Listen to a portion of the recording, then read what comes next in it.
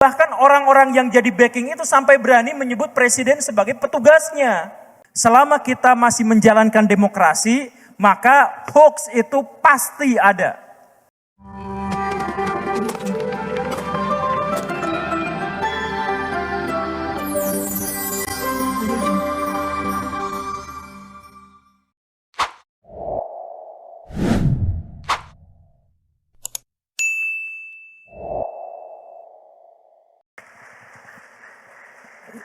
Iya. Kita mau closing ini atau masih ada yang mau nanya ke Guru Gembul? Masih ada yang mau nanya ke Guru Gembul? Kalau masih ada satu session saja ya. Ya, kamu silakan.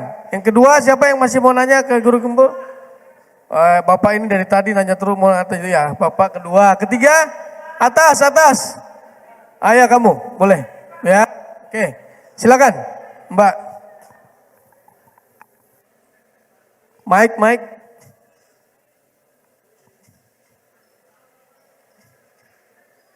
Siapa orang-orang itu?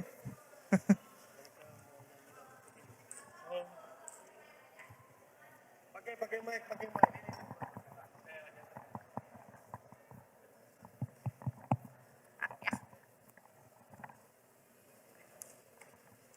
Sebelumnya selamat sore. Saya Desi, saya cuma warga biasa. Saya mau menanya, tadi kan statement Pak Guru Gembul perihal kita harusnya berfokus menjadi pemilih yang tepat, bukan siapa yang kita pilih.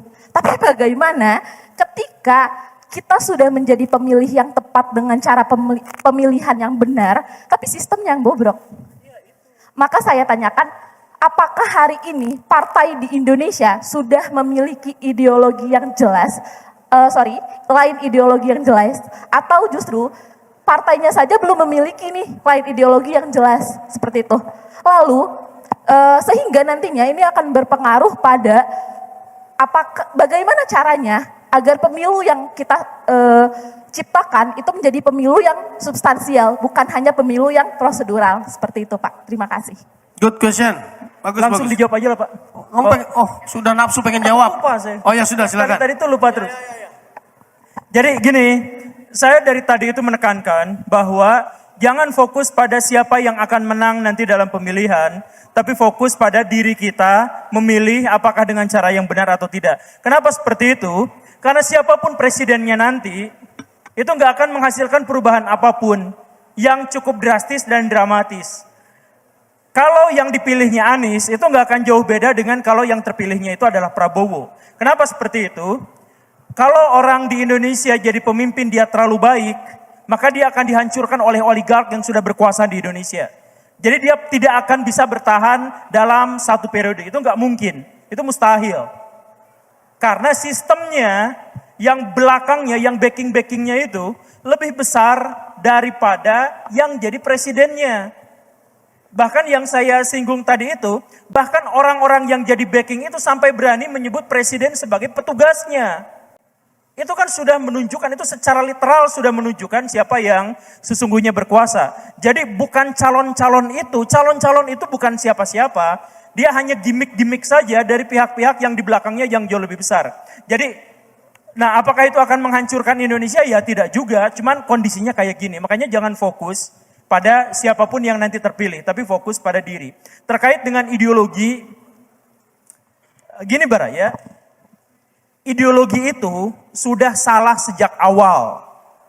Jadi apapun namanya ideologi, mau nasionalisme, mau komunisme, mau feminisme, yang isme-isme itu sudah salah sejak awal karena ideologi itu landasannya etika, bukan sains.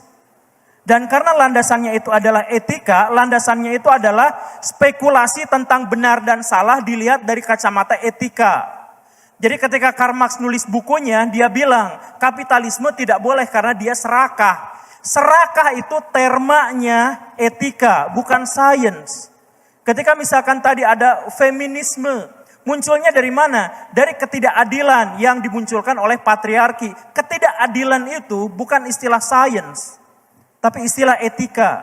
Nah, karena istilahnya diawali dari etika, maka kalau kita melihat bahwa partai politik ini sesuai dengan ideologi tertentu atau tidak dan sebagainya, menjadi ideologi saja sudah menjadi salah gitu.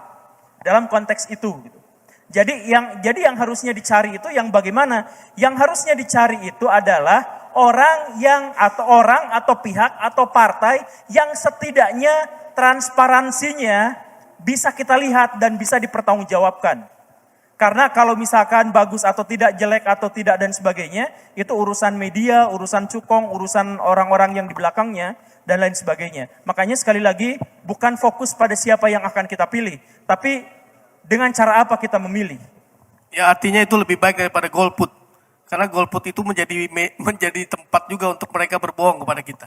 Jadi jangan pernah buat golput, tetap memilih apa sesuai hati nurani, menang kalah jangan menjadi target, ya kan ya? Betul. Oke, tadi yang kedua, siapa tadi yang kedua ya? Lupa saya. Oh ya, silakan. Assalamualaikum warahmatullahi wabarakatuh. Selamat sore, salam sejahtera untuk kita semua ya. Mungkin Bapak Guru udah kenal sama saya Pak Guru ya. Siap, karena sering datang ke kajian Bapak Guru Gembul di Bandung. Pertanyaan dari saya, perkenalkan dulu nama saya Hartanto Halim, saya dosen pasca sarjana ya, manajemen, magister manajemen STIE dari Cirebon ya. Nah, pertanyaan saya dalam kontestasi politik sering sekali terjadi black campaign ya, di mana black campaign itu di antara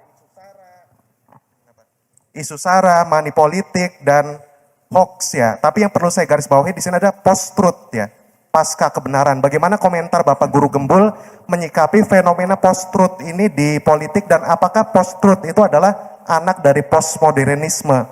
Dan prediksi Bapak Guru Gembul seperti apa di kontestasi pemilu 2024 dan bagaimana cara kita mengantisipasi black campaign tersebut? Terima kasih. Siapa yang pernah acungan tangan, mohon maaf. Siapa yang pernah mengenal istilah post-truth? 1, 2, angkat tangan yang tinggi. Oke, enggak sampai seperempatnya. Tapi intinya begini, terima kasih. Di dunia modern itu, sekarang, dunia modern itu dunia saat ini, itu sebenarnya kita tidak lagi memiliki keahlian dan kemampuan untuk membedakan mana yang benar dan mana yang salah. Berita mana yang benar dan berita yang salah. Berita yang selama ini kita anggap benar, itu biasanya salah, begitupun sebaliknya. Atau hal-hal yang semacam itu, atau dalam terma-terma yang semacam itu. Jadi ketika misalkan, Anies itu adalah seorang radikal, atau seorang yang disponsori oleh pihak-pihak radikal. Pernyataan itu tidak bisa kita konfirmasi kebenarannya.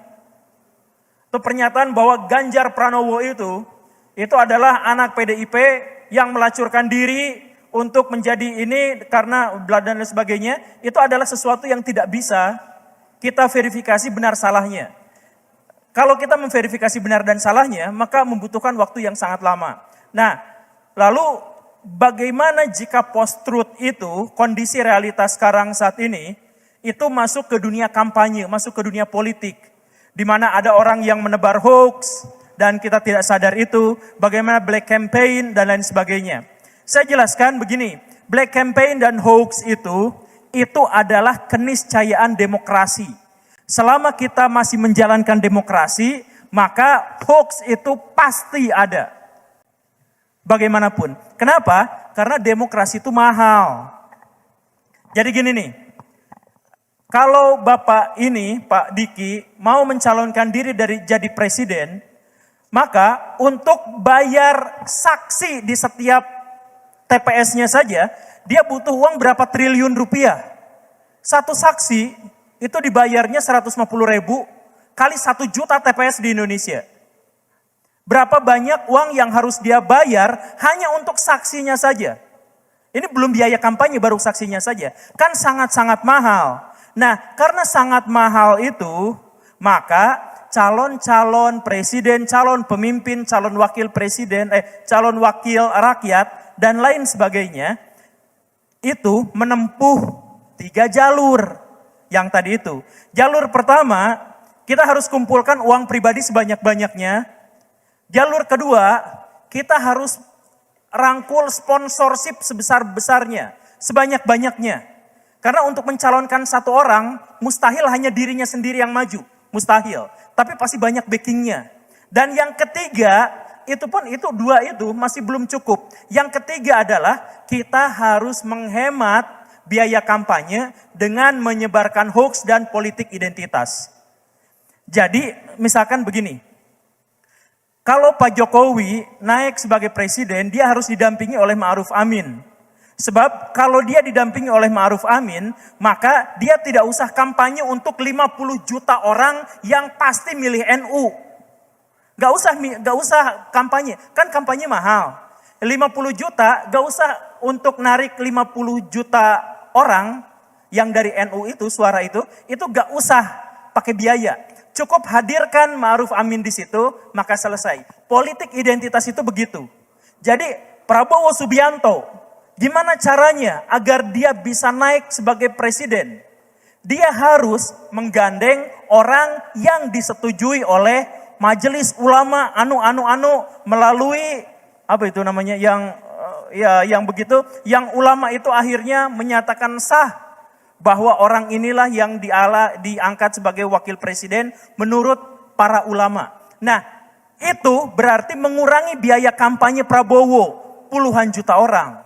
Nah, jadi politik identitas, hoax dan lain sebagainya itu adalah cara yang efektif dan efisien untuk menjaring suara tanpa mengeluarkan dana. Nah, karena itulah selama partai politik, selama tokoh politik masih berorientasi pada uang, maka hoax dan politik identitas itu mustahil bisa hilang. Karena itu adalah cara terbaik untuk bisa meraup suara sebesar-besarnya.